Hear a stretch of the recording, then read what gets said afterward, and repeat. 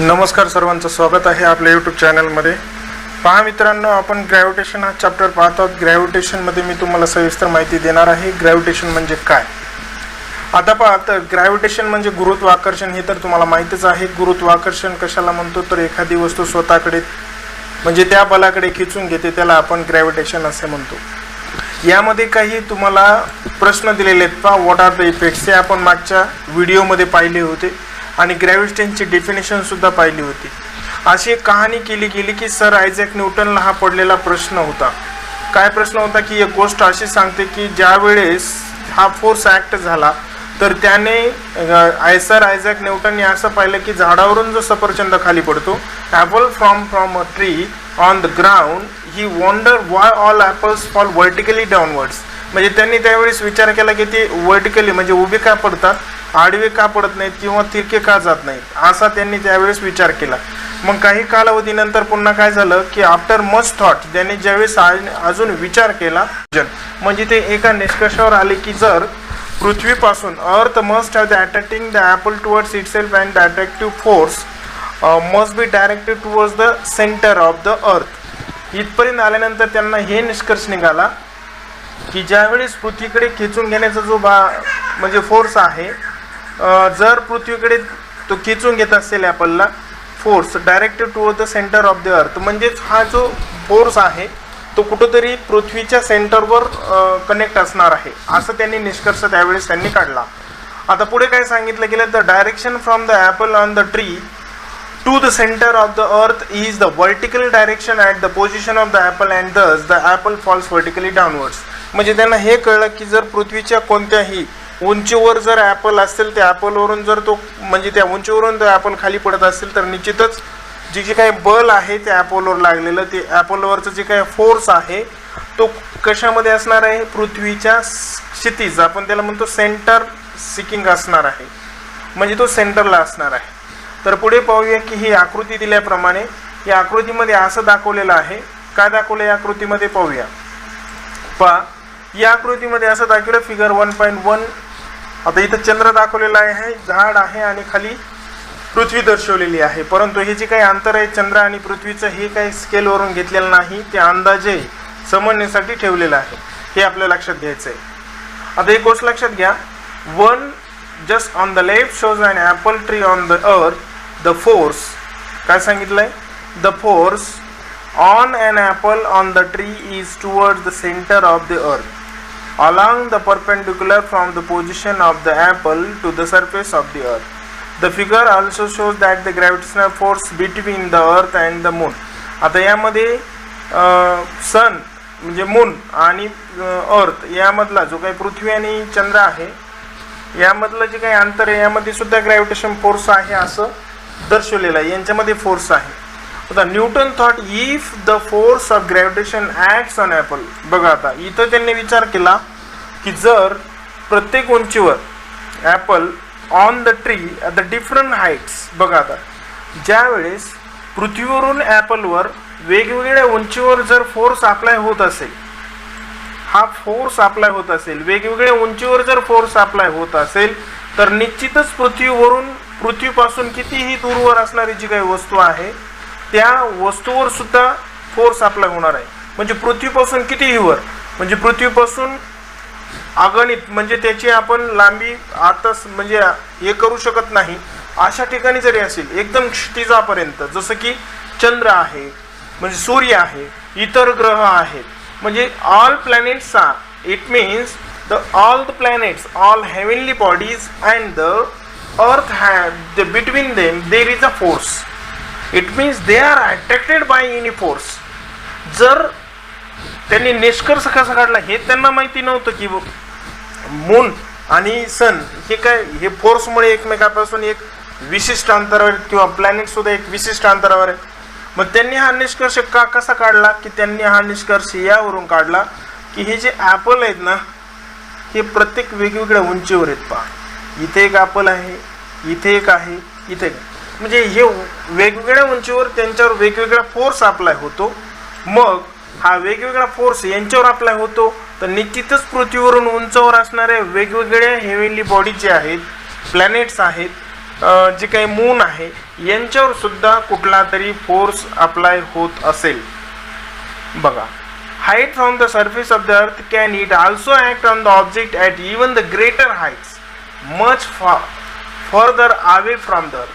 मी आता सांगितल्याप्रमाणे like for the example the moon can it act on even further object like the other planet and the sun. बघा, जसं त्या ॲपलवर तो apply झाला तसंच पृथ्वी म्हणजे इतर ग्रहावर सुद्धा अप्लाय होतो का. मग यालाच concept of the gravitation force, आपण त्यालाच काय म्हणतो, force between earth and the moon. आता हे तुम्हाला समजलं असेल की ग्रॅव्हिटी आणि gravitation both are same equal. Gravity is called gravitation. Gravitation means गुरुत्वाकर्षण. या म्हणजे काय की एखादी वस्तू पृथ्वीकडे खेचून घेते, त्या फोर्सला, त्या बलाला आपण काय म्हणतो, ग्रॅव्हिटेशन असं म्हणतो. तर त्यापुढील उर्वरित भाग म्हणजे काय की फोर्स आणि मोशन. आता फोर्स आणि मोशनमध्ये आपण काय पाहणार आहोत.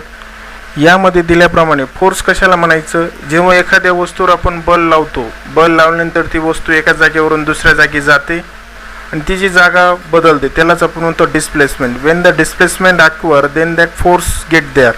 And what is called force then, the pull or push of an object is called force. Okay, pull or push of an object is called force. You can note down this, pull or push of an object is called force.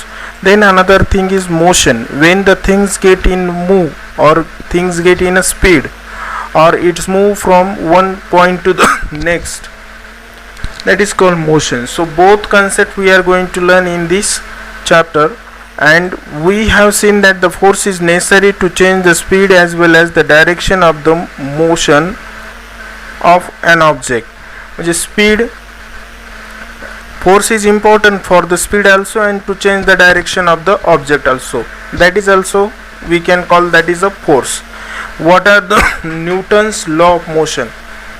न्यूटनचा law काय आहे हे पाहायचं आहे. तत्पूर्वी आपण introduction पाहूया.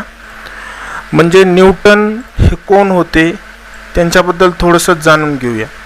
तर पहा,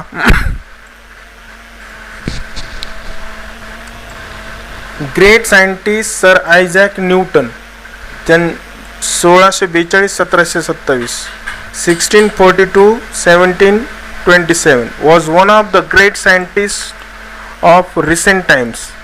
त्या काळातील एक महान असा शास्त्रज्ञ होता. He was born in England.